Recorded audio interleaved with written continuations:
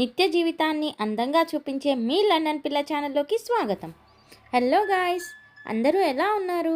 నేనైతే చాలా బాగున్నాను. ఈ సమ్మర్కి తగ్గట్టు చాలా సింపుల్గా హెల్దీగా ఇంట్లోనే మనం చేసుకోగలిగే ఒక మంచి డిజర్ట్ని చూపిస్తాను. దీనికోసం ముందుగా పాలని మరగబెట్టుకోవాలి అండ్ అందులోనే కొంచెం ఇలాచి పౌడర్ అండ్ దాంతోపాటు వీలైతే కొంచెం కుంకుమ పువ్వుని కూడా వేసుకోవాలి.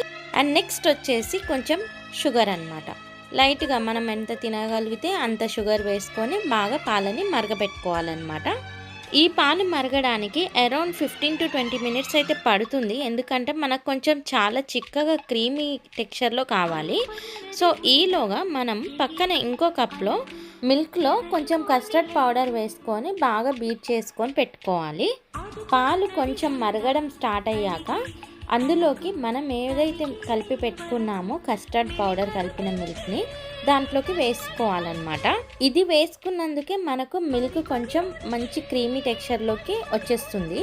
దీనికి ఒక 10-15 మినిట్స్ పడుతుంది. ఈ మిల్క్ బాగా చిక్కగా రెడీ అయ్యాక ఒక ప్లాస్టిక్ బాక్స్ కానీ గ్లాస్ బాక్స్ కానీ ఫ్రిడ్జ్లో పెట్టుకునే దానిలాగా తీసుకొని అందులో వైట్ బ్రెడ్ని ఇలా మనం ఒక లేయర్ లాగా పెట్టుకోవాలన్నమాట. ఏదైతే మనం అరేంజ్ చేసుకున్నామో మిల్క్ని, ఆ మిల్క్ ఇక్కడ మనం దీని మీద ఒక మంచి లేయర్ లాగా కొంచెం ఎక్కువగానే మనం దాన్ని వేసుకోవాలి.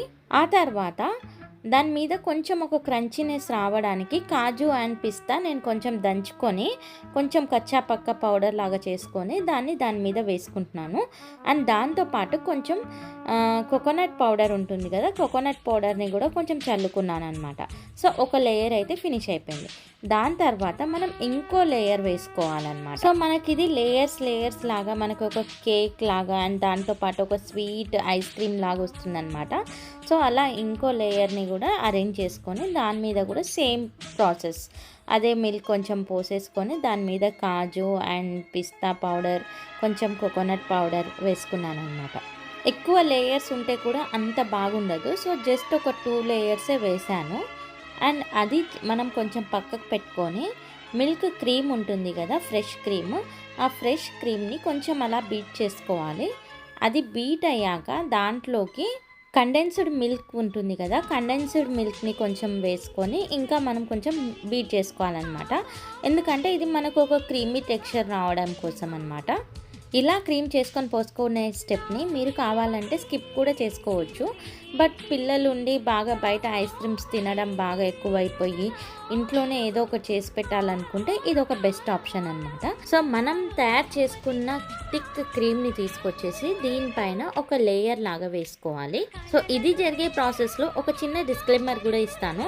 ఎవరికైతే మిల్క్ అండ్ లాక్టోస్ బాగా ఎలర్జిక్ ఉంటుందో వాళ్ళైతే దీన్ని ట్రై చేయకండి, ఎందుకంటే ఇది మొత్తం మిల్క్తోనే తయారవుతుంది కాబట్టి ఇంకా వాళ్ళకి ఎక్కువ ఎలర్జీ అయ్యే అవకాశం ఉంటుంది. సో ఈ స్టెప్లో ఖచ్చితంగా గుర్తుపెట్టుకోవాల్సింది ఏంటంటే మనం ఎవ్రీ లేయర్లో క్రంచీనెస్ కోసం కాజు అండ్ పిస్తా పౌడర్ని, నేనైతే కోకోనట్ పౌడర్ కూడా వేసానమాట.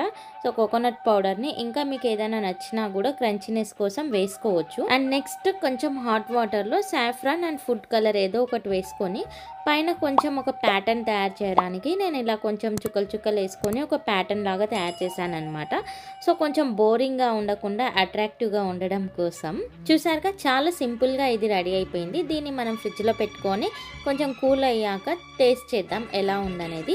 సో ఈ లోపల మీరైతే చేయాల్సింది నా ఛానల్ని సబ్స్క్రైబ్ చేసుకోండి. అండ్ ఫైనల్గా ఇదైతే చాలా టేస్టీగా వచ్చిందనమాట అండ్ నాకైతే చాలా నచ్చింది. And thank you for watching. See you in the next video. Bye.